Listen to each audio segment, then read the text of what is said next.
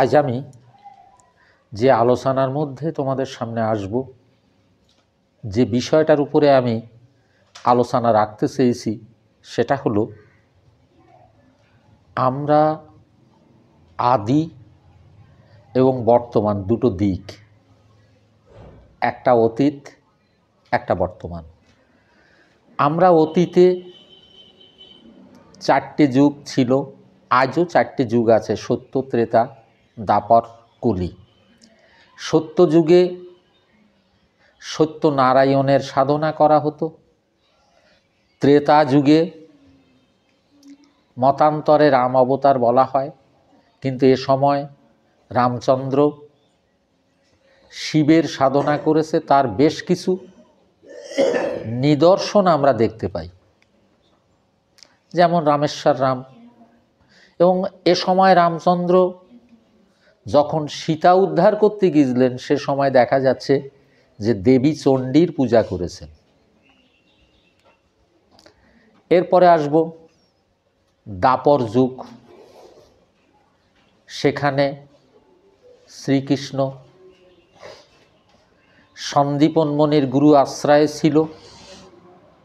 সন্দীপন মুনির গুরু আশ্রয় থেকে শিক্ষা লাভ করেছিলেন। গুরু তাকে সুদর্শন চক্র দান করেছিল। সন্দীপন মুনি শিবের সাধনা করতেন,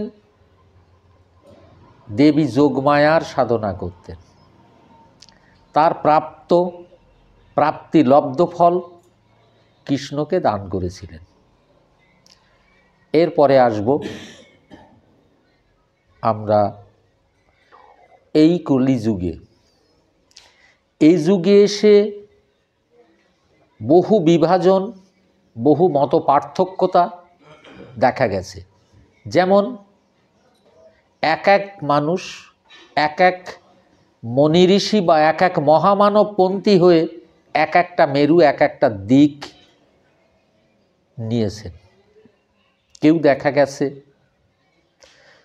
দেবী যোগমায়ার সাধনা করছেন, কেউ দেখা গেছে শিবের সাধনা করছেন, কেউ দেখা গেছে সসীমার সাধনা করছেন, কেউ দেখা গেছে লোকনাথের সাধনা করছেন। নানা মানুষ নানাভাবে নানা দৃষ্টান্ত নিয়ে সাধনার পথ ধরে মানুষ এগিয়ে চলেছে। আমরা বাস্তবকে যদি পিছিয়ে রাখি, যেমন আমরা আমাদের বাস্তব কোনটা, আমি আছি, কথা বলছি, এটা বাস্তব। আমার বাবা ছিল, তিনি জন্ম দিয়েছেন, বাস্তব। আমার মা ছিল, তিনি জন্ম দিয়েছেন, বাস্তব। আমার ঠাকুরদাদা ছিল, ঠাকুরমা ছিল, বাবাকে জন্ম দিয়েছে, সেটাও বাস্তব। তাহলে আমাদের দৃষ্টিকোণ থেকে আমরা কোনটা নেব? শুধু বর্তমান এগিয়ে যাব। যদি বাস্তবটাকে যুক্ত না রাখি তাহলে বর্তমানকে এগিয়ে নিয়ে আমরা কি সঠিক সিদ্ধান্তে যেতে পারবো? আমাদের কি সঠিক সিদ্ধান্তে যাওয়া সম্ভব হবে? বাস্তব যেমন বাস্তবের জায়গায় দাঁড় করাতে হয়, তেমন অতীতকে যুক্ত করে বাস্তব আসে। বাবা না হলে আমি আসতাম না, মা না হলে আমি আসতাম না, ঠাকুরদাদা না হলে বাবা আসতো না, তার বাবা না হলে ঠাকুরদাদা আসতো না। একে অন্যের জাগতিক জগতের বিশেষ পরিপূরক। আজকের সমাজ, আজকের চিন্তা শক্তি, আজকের মানবিকতার দিক দিয়ে যদি আমরা বিচার করি, আমরা বাস্তব নিয়ে চলছি সত্য, কিন্তু কেমন বাস্তব? যেখানে অতীতকে প্রত্যাখ্যান করলাম, অতীতকে ত্যাগ করলাম, যেখানে আদিকে আমরা গ্রহণ করতে পারছি না, যেখানে আদিকে দূরে রেখে বর্তমানকে এগিয়ে নিতে চেয়েছি। কিন্তু আদি যদি না থাকতো তাহলে কি বর্তমানের জন্ম হতো?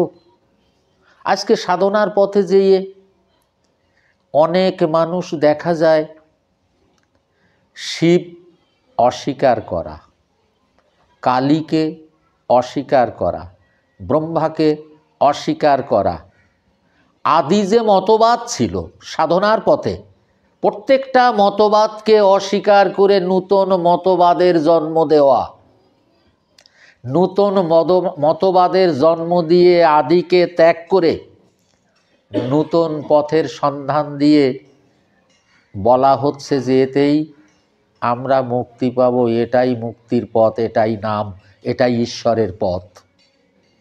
কিন্তু আমার প্রশ্ন রয়ে যায়, এবং জাগতিক জগতে আমি সকলকে ভাবতেও বলছি, আদি না থাকলে কি বর্তমান আসতো? সূর্য না থাকলে কি সৃষ্টি হতো? বায়ু না থাকলে কি মানুষের প্রাণ শক্তি থাকতো? জল না থাকলে বৃষ্টি কি হতো? মেঘ না থাকলে কি জলের জন্ম দেখা যেত? প্রত্যেকটা জায়গায় আদি এবং বর্তমান যুক্ত থেকে পথ এগিয়ে যেতে হয়। সাধনার পথেও ভাবলে দেখা যায়, বিচার করলে দেখা যায়, আদি যুক্ত না হলে বর্তমান সাধনা কিন্তু আমার মনে হয় সফলতা নয়। আজ সমাজের বুকে অধিকাংশ মানুষ দেখি বর্তমানটাকে নিয়েছে, আদিটাকে বাদ দিয়েছে। কিন্তু দেখতে হবে সেই অনন্তময় কাল থেকে এগিয়ে চলেছে আদি দিয়ে, অতীত দিয়ে বর্তমানে এগিয়ে চলে। এ জমি আজকে ছিল না, অতীতে ছিল, এখনো আছে, এর উপরে উন্নয়ন হতে পারে, কিন্তু জমিটা তো আগে ছিল। এ সাগর এখন নতুন নয়, আগে ছিল, এর উপরে জাহাজ চলতে পারে, কোনো বন্দর তৈরি হতে পারে, কিন্তু সাগর আগে ছিল। এই বায়ু দ্বারা মানুষের জন্ম, বায়ুকেই প্রাণবায়ু বলা হয়, এটা আগেও ছিল, এখনো আছে। মেঘ আগেও ছিল, এখনো আছে। সূর্য আগেও ছিল, এখনো আছে। পাহাড় আগেও ছিল, এখনো আছে। তাহলে আমরা যদি অতীতকে ত্যাগ করি, আদিকে ত্যাগ করি, তাহলে কি ঠিক আমরা বর্তমানের অন্তরালে দাঁড়িয়ে থাকতে পারব? বর্তমানের অন্তরালে দাঁড়িয়ে থাকা কি সম্ভব? যারা দাঁড়িয়ে থাকতে চেয়েছে, এই সমাজে ধর্ম নামক আচরণ শক্তি বা বিচরণ শক্তিতে এগিয়ে যেতে চেয়েছে আদি বাদ দিয়ে, আমার মনে হয় প্রাপ্তি আছে কিনা সেটি বিশেষ সন্দেহের তালিকায়। অনেকে বলছে এতেই নাম, এই নামেই মুক্তি হবে। হয়তো তাই, কিন্তু কেমনভাবে? যে নামের মুক্তির কথা সমাজের বুকে বলা হচ্ছে, অধিকাংশ মানুষ যে পথে ছুটে চলছে, সেটা তো একটা ঢেউ।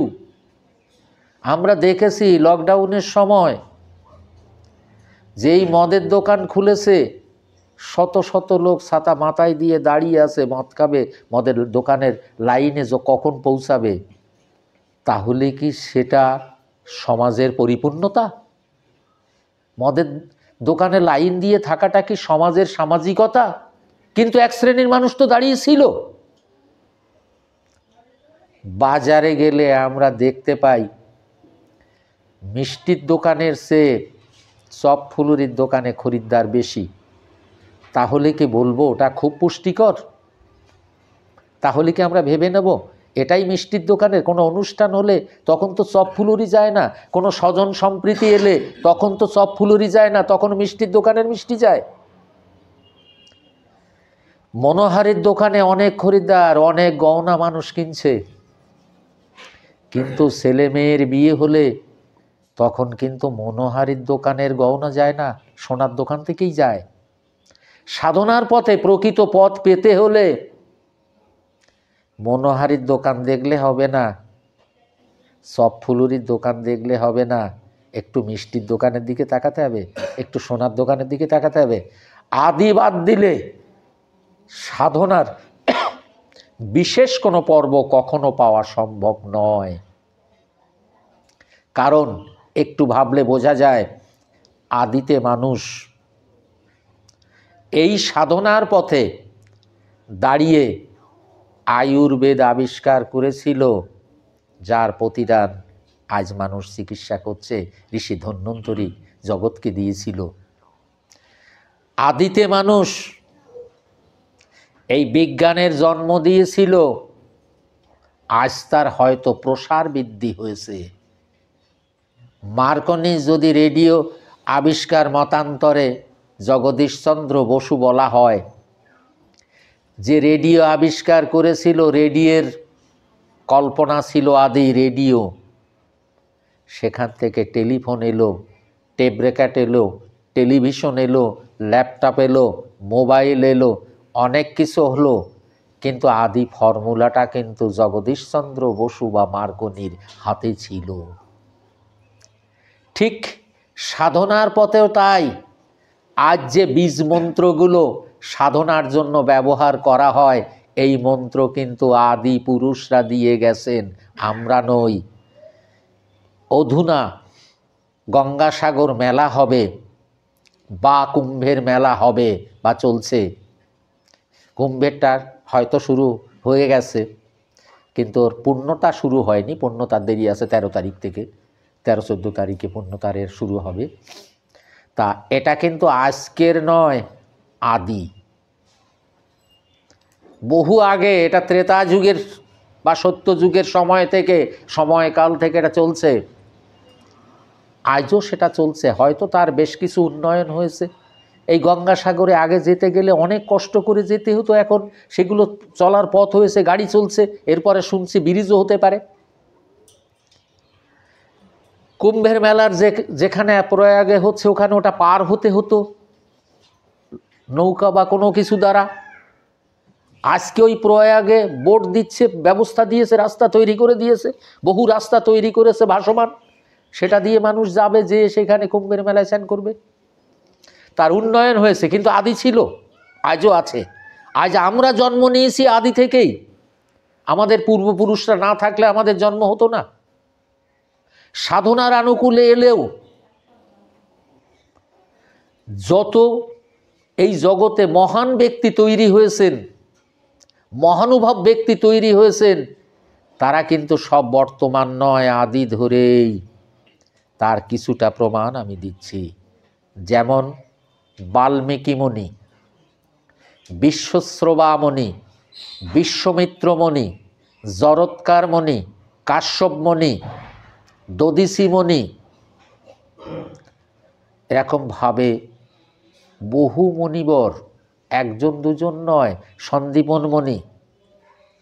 ঠিক আদিকাল থেকে আমরা ধরে আসলে একের পর এক মুনি ঋষিদের পাই, তাদের শিক্ষা, তাদের জ্ঞান, তাদের গবেষণা, তাদের চেতনা আজ আমাদের প্রসার বৃদ্ধি, আমাদের কল্যাণ সূচক।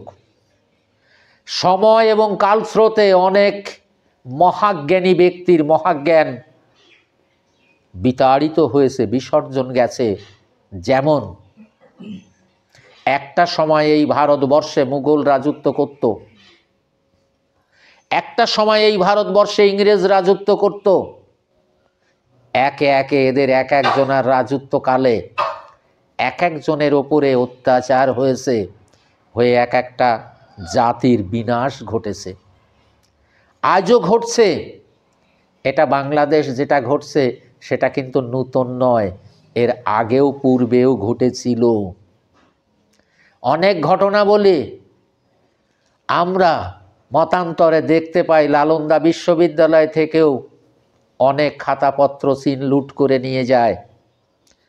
কথিত আছে 22টা ঘোড়ার পিঠে করে খাতাপত্র লুট করে নিয়ে গেছে, সেটা আগুন ধরিয়ে দিয়ে গেছে। কেউ বলছে 24 দিন আগুন জ্বলেছিল, কারো মতে 1 মাস আগুন জ্বলেছিল, সেই খাতাপত্র পুড়েছিল। আমাদের অনেক জায়গায় সত্য বাস্তব যে গবেষণা করে যেটা পেয়েছিল সেটা আমরা অনেক জায়গায় হারিয়ে ফেলেছি, আবার অনেক জায়গায় নতুনভাবে পেয়েছি। টানাপোড়েনের মাঝখানে থাকবে, কিন্তু সত্যকে, বাস্তবকে, আদিকে কখনো আমরা নষ্ট করতে পারি না, আদিকে কখনো সরিয়ে দিয়ে সাধনা করতে পারি না। আদিকালের যে মহাপুরুষগুলো এসেছিলেন, যে মহামণিবররা এসেছিলেন, তাদের গবেষণা অনেক উন্নত ছিল, কম ছিল না। তার প্রমাণ একটা দেই, কোণারকের সূর্য মন্দির, ওর উপর দিয়ে কোনো কিছু চলতে পারে? পারে না। তাহলে তারা কি গবেষণায় কম ছিল? তৎকালীন সময়ের যে আয়ুর্বেদ ছিল, পরবর্তীকালে ওই আয়ুর্বেদের প্রকৃত বাংলা অনুবাদ হয়নি। লোকমান হাকিম নামক একজন ব্যক্তি কিছুটা বাংলা অনুবাদ করে উনি যে চিকিৎসা সূত্র সূচনা করেছিলেন, তার নাম হচ্ছে হেকিমি চিকিৎসা। ঠিক এমনিভাবে পটভূমিকায় একের পর এক হিন্দু সভ্যতার বিবর্তন ঘটেছে, পরিবর্তন হয়েছে, আজও তা চলছে। কিন্তু এই পরিবর্তনে আমাদের দৃষ্টিকোণে দেখতে হবে যে আমাদের পরিবর্তন কি উন্নয়নমুখী? পরিবর্তন কি আমাদের মঙ্গল এনে দেবে? পরিবর্তন কি আমাদের শান্তি এনে দেবে? একটু ভাববার বিষয় আছে। আমরা এক পরিবারের চারজন, আমাদের পরিবর্তন আশীর্বাদ হলো না অভিশাপ হলো সেটাও ভাববার বিষয়। আমরা এক পরিবারের চারজন, আমরা এক পরিবারের চারজন, একজন কৃষ্ণ মন্ত্রে দীক্ষা নিল, একজন কৃষ্ণ মন্ত্রে দীক্ষা নিল, একজন সতীমার মতে দীক্ষা নিল, একজন অনুকূলের মতে দীক্ষা নিল, একজন শক্তি মন্ত্রে বামা খ্যাপার মতে দীক্ষা নিল। চারজন। ছেলের বিয়ে তা বলছে, কিরে তুই আশীর্বাদের ডেটটা শুক্রবারে ফেললি, আমি তো শুক্রবারে মাছ খাই না, তবে আমাদের খোকার বিয়ে তো যাব, আশীর্বাদে আমরা যাব। দাদা বাবা তো নেই, তুমি সকাল সকাল যাবে, তুমি কিন্তু গার্জিয়ানের কাজটা তুমি করবে। হ্যাঁ হ্যাঁ, আমাদের খোকার বিয়ে, আমরা গার্জিয়ান, আমাদের ছেলে না তোর ছেলে যে আমার ছেলে তাই না, গার্জিয়ানের কাজটা আমি করব। বৌদি তুমি এখানে রান্নাবান্না করো না, রান্নাবান্না কিন্তু আমার ওখানে হবে, তোমার হাঁড়ি করা যাবে। দাদা বললেন, হবে কোন? ঠিক চারজনা এমনভাবে পরের দিন আশীর্বাদের অনুষ্ঠান, চার ভাই এক জায়গায় হয়েছে, আশীর্বাদ হয়েছে। বড়দা বলল হাঁড়ি কড়া আনতে গেছে, হাঁড়ি কড়া দেয়নি, বলছে আমরা যাত্রার বাড়ি খাই, সদাতীত ছাড়া কি অন্য জাতির বাড়ি আমরা খেতে পারি? হ্যাঁ, সতীর্থ না হলে খাওয়া যাবে না, তোরা তো সতীর্থ না, তোদের বাড়ি রান্না করেও খাওয়া সম্ভব না। হাঁড়ি কড়া দিল না। আশীর্বাদ হলো, লাস্ট খাওয়া দাওয়ার সময় অনুষ্ঠান বসবে, তখন দাদা বলছে আমি তো যাত্রার বাড়ি খাই না, যে কোনো হাতে খাই না, যে কোনো ছোঁয়া খাই না, দেখছেন তো আমি একটা মত অবলম্বী। মালা জপছে আর বলছে আমি একটা মত অবলম্বী, আমি তো যাত্রার বাড়ি খেতে পারি না। দাদা উঠে চলে গেল। এখানে আমার প্রশ্ন, স্বজনের সম্মান রইল? রইল কি? আপনতা রইল? কথা বলবে না। আপনতা রইল? রইল না। কিন্তু স্বজন সম্প্রীতি দূরে গেল, আপনতা খানিকটা হারিয়ে গেল।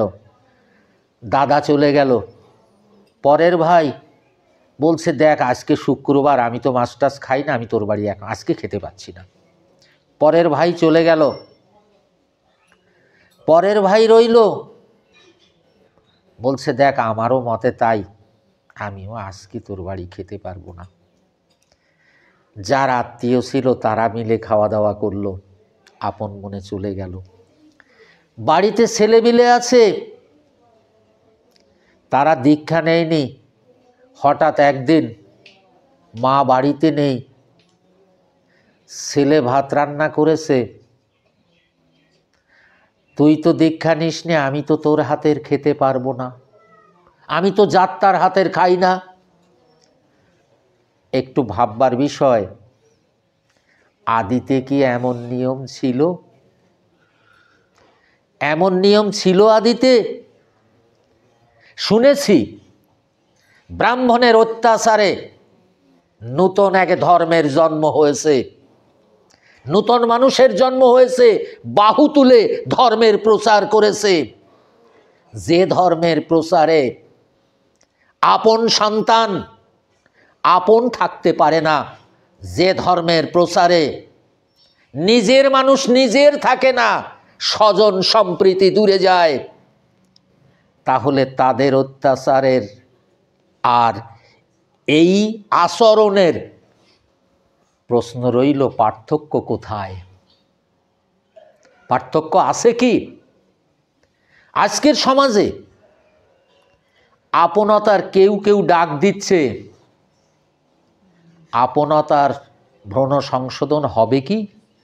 কি করে হবে? তিনটে ধোলাই আছে। একটার নাম মগজ ধোলাই, একটার নাম চোরে চুরি করলে হয় আড়ং ধোলাই, আর ধোপার কাছে কাপড় গেলে হয় কাপড় ধোলাই। এই তিন ধোলাইয়ের মধ্যে এ কেমন মস্তিষ্ক ধোলাই, যেখানে স্বজন থাকবে না, যেখানে সম্প্রীতি থাকবে না, যেখানে আপনতা দূরে যাবে, যেখানে আপন সত্তার কোনো দাম রইবে না। বলছে যদি বংশে এরকম একজন সাধক জন্মায়, তাহলে নাকি তার 14 পুরুষ উদ্ধার হয়। আমার প্রশ্ন, প্রথম পুরুষ উদ্ধার হবে তো? তুমি যাদেরকে ঘৃণা করছো, প্রতিবেশী এসে যদি কিছু রান্না করে দিতে চায়, না ওটা খাওয়া যাবে না, ওটা খাওয়া ঠিক না, আমি যার তার হাতের খাই না।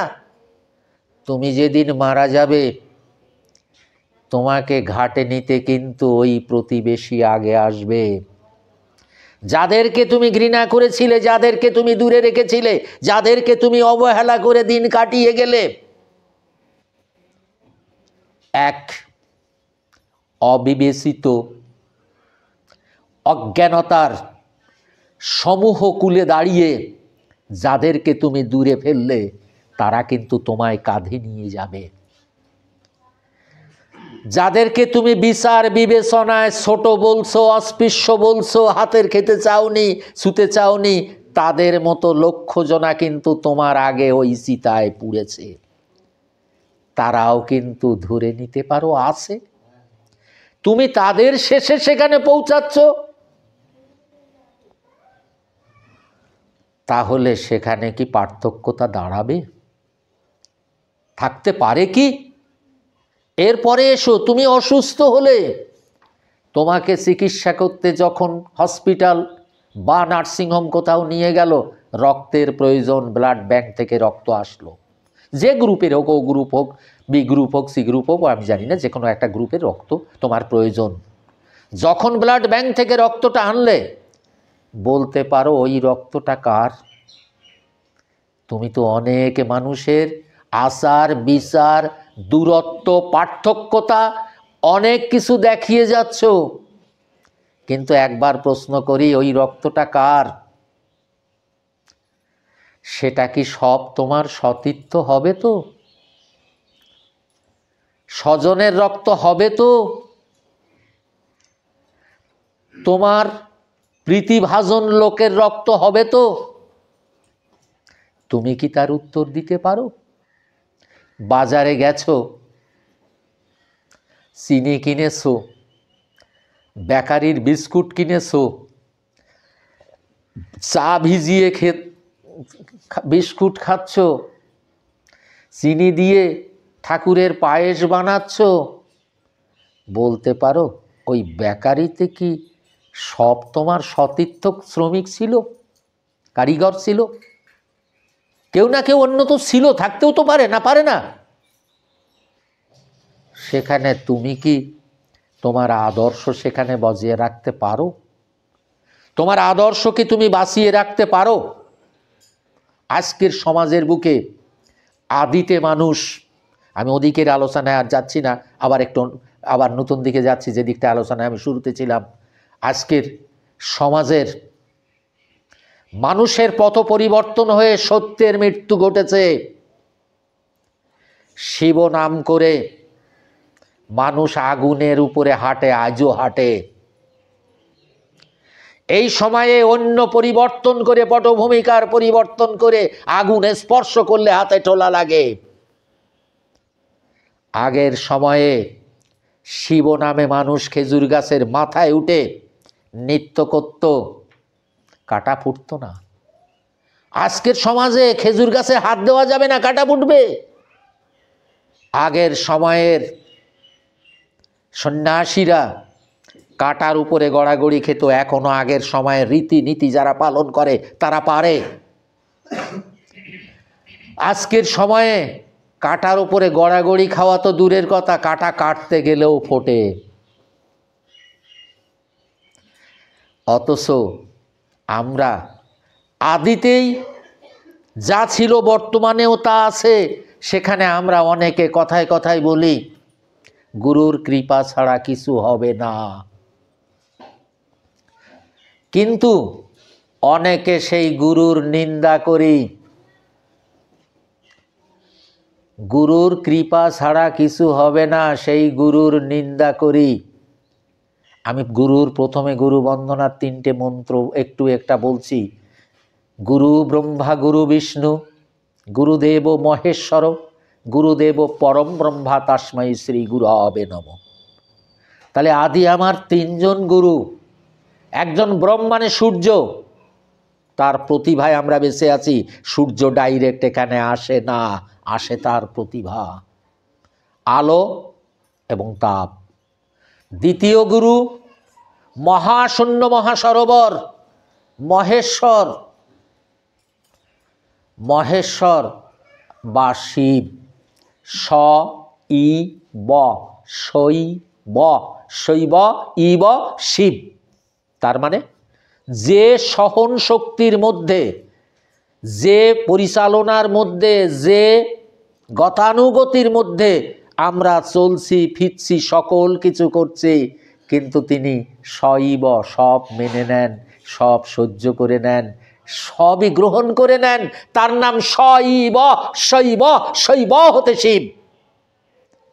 আজকের সমাজে কেউ কেউ বলছেন উনি নাকি বসে বসে কারো সাধনা করছেন। কি করছেন? উনি বসে বসে কারো সাধনা করছেন।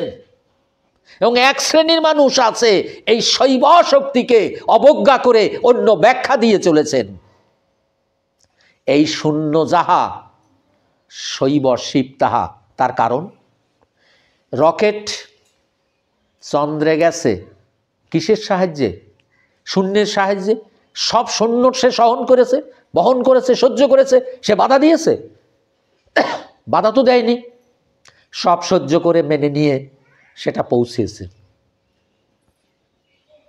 সব জায়গায় চলতে দেয়, বাধা দেয় না। শৈব, শৈব, শৈব থেকে শিব। তারক, তারক মানে রক্ষক, বোম মানে শূন্য, শূন্যই আমাদেরকে রক্ষা করে। দ্বিতীয় গুরু শৈব শিব। তৃতীয় গুরু গুরু বিষ্ণু। বিশেষ সহনশীলতায়, বিশেষ আদর্শবার্তায়, বিশেষ মর্যাদায় যিনি আমাদেরকে পালন করছেন, তাই পালনকর্তা শ্রী বিষ্ণু বলা হয়। বিশেষ আদর্শবার্তায় এই মাটির আর একটা গতি থাকে, সেটার নাম মহামায়া, ধারিত্রী, বসমাতা, বসুন্ধরা। গুরুর 4টে ধারা। ওম চতুর্মুখায় বিহান্নাংসারুয়ায় ধীমহি তন্ন ব্রহ্মা প্রচোদয়াৎ। ব্রহ্মার 4 মাথা, কাম, অর্থ, মোক্ষ, শান্তি। গুরুর 4টে ধারা। জ্যোতি, শূন্য, একটা হলো জ্যোতি, আগুন, তাপ, আলো। সহন শূন্য। বহন, যিনি বহন করে রাখেন, বসমাতা, ধারিত্রী, কবলিত যার কোলে আমরা আছি, তিনি কালী। এর আর একটা ভাব পালন, বিষ্ণু। বিশেষ আদর্শ বার্তায় আমরা কি সত্যিই অতীত বাদ দিতে পারি? আমরা কি আদি বাদ দিতে পারি? কেউ বলছে ওই কালীর প্রসাদ তো খাওয়া যাবে না, তোমরা কালী ছাড়া চলতে পারো? এই বসুন্ধরাই তো কালী, যার কোলে আসো, যার কবলিত আসো। সে তো আদি, সে তো অন্ত, সে তো নির্গুণ, সে তো অনন্তময়। এ শূন্য, সেও তো অনন্তময়। অগ্নি, সেও তো অনন্তময়। বিষ্ণু, সেও তো অনন্তময়। আজ আমরা আদি সত্তায় যে নিবন্ধে দাঁড়িয়ে আছি, সেটা তো সম্পূর্ণ আদির উপরে গুরু সত্তায়। আজ নূতনভাবে ভাবের প্রকাশ হয়ে যাদেরকে আমরা ভগবান বলে নির্বাচন করছি, যাদেরকে আমরা ভগবান বলে চিন্তা করছি, যাদেরকে আমরা ভগবান বলে ভাবছি, যাদেরকে আমরা ভগবান বলে পূজা করছি, আমি শুধু চিন্তা করতে বলছি, আমি শুধু ভাবতে বলছি, আমি শুধু তোমাদের বিচার বিবেচনা করতে বলছি। আদি যিনি, তার কি উত্থান পতন আছে? 1 নাম্বার সূর্য, সে কি কোনোদিন শিশু বা বৃদ্ধ হবে? সে কি কোনোদিন মরবে? 2 নাম্বার এই শূন্য, এটা কি কোনোদিন নষ্ট হবে? 3 নাম্বার মাটি, এ কি কোনোদিন নষ্ট হবে? 4 নাম্বার যে পালন শক্তি, এটা কি কোনোদিন হারিয়ে যাবে? 5 নাম্বার মেঘ, কোনোদিন কি হারিয়ে যাবে? 6 নাম্বার সৃষ্টি কি কোনোদিন নষ্ট হবে? সেটা আদি, সেটাই অনন্ত, সেটাই ভগবান।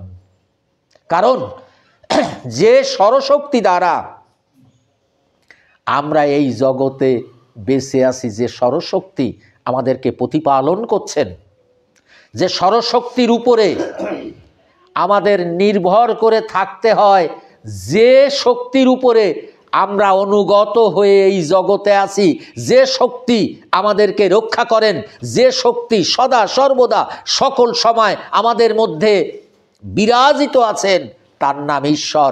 এইশ্বর, এশ্বর, ঈশ্বর। যেমন আমাদের মধ্যে দাঁড়িয়ে আছে বায়ু, সরশক্তি চলছে, এর 1 সেকেন্ড বা 1 মিনিট বা 2 মিনিট যদি আমাদের থেকে সরে যায়, আমাদের মৃত্যু ঘটবে। আমাদের মধ্যে সরশক্তিতে দাঁড়িয়ে আছে তাপ, সে যদি দেহ ছাড়ে মৃত্যু ঘটবে।